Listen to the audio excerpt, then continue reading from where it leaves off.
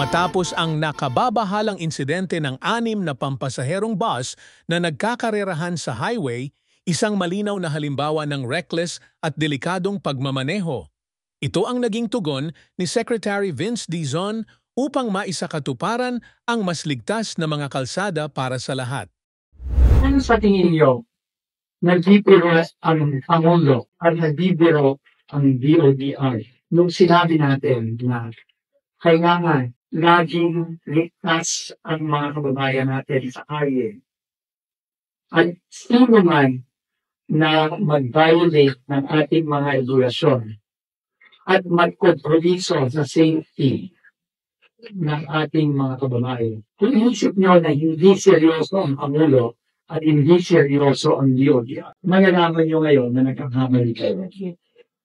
Ang mensahe din namin ito sa lahat ng mga PUV companies.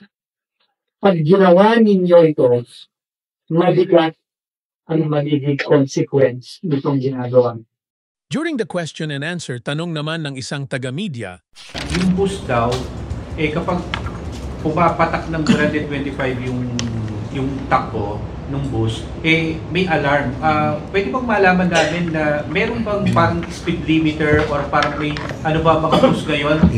Nung nakaraan, no, isa sa mga recommendations ng task force natin on road safety is the full implementation of the speed limiter law. May speed limiter law na.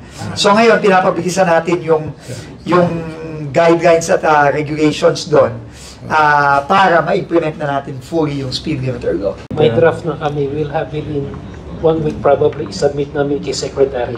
May draft ka ng DOBAS. Okay.